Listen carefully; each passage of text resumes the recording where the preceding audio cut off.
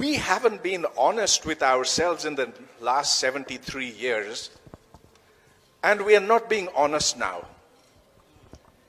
Pakistan is in a state of confusion because it was born in a state of confusion.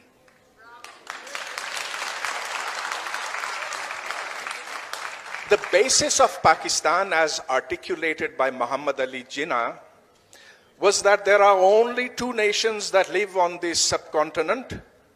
They are mutually hostile. They cannot ever live in peace. That was part one.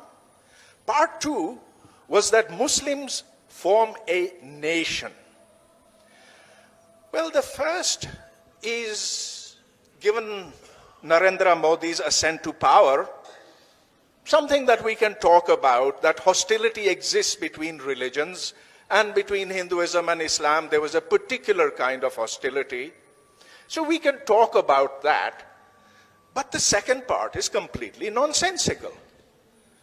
If Muslims formed a nation which could live at peace with every part of that nation, we would not have Bangladesh.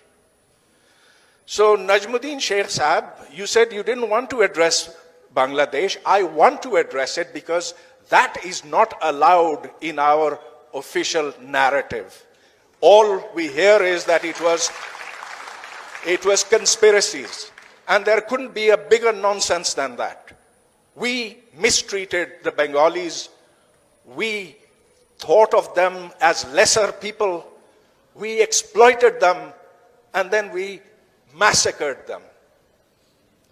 Why don't we talk about that?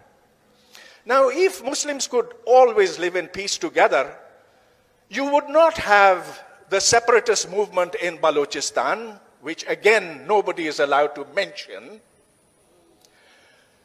You would not have Manzoor Pashtun arrested and all the PTM leadership arrested today, and all those who go to their rescue also arrested as they were 2 days ago.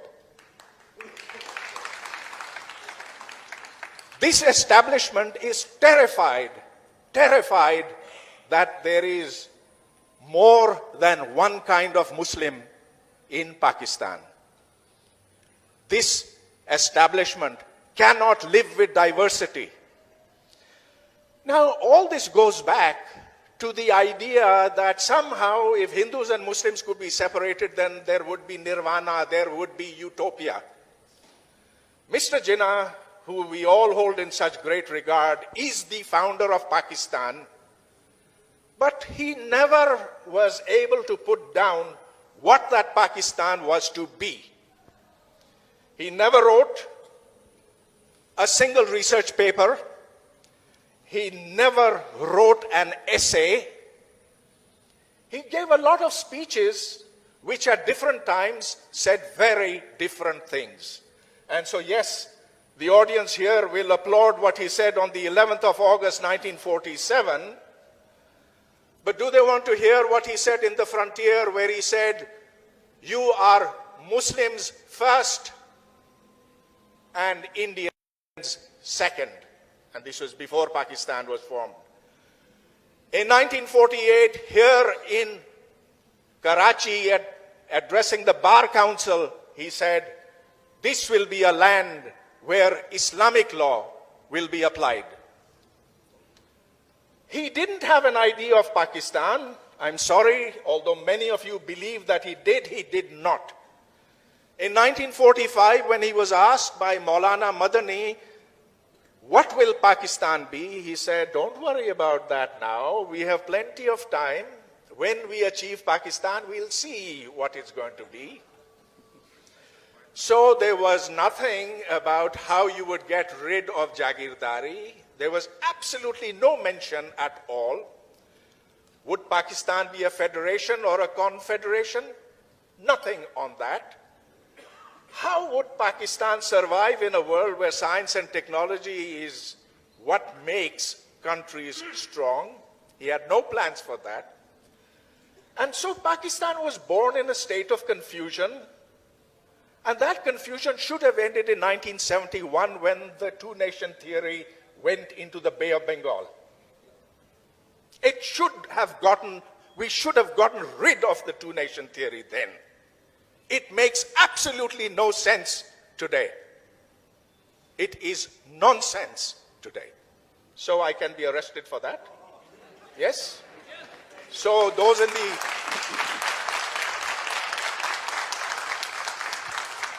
What we need is a Pakistan that is built upon common interests of the people of Pakistan, which must include the Baloch, the Sindhis, the Pathans, the Punjabis, the Gilgitis, Baltistanis, everyone. This is not a country that was made for the armed forces of Pakistan.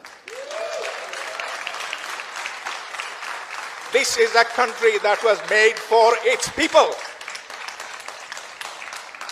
Unless we get around to that basic truth, all this is neither here or there. Today, we do not need an ideology for Pakistan.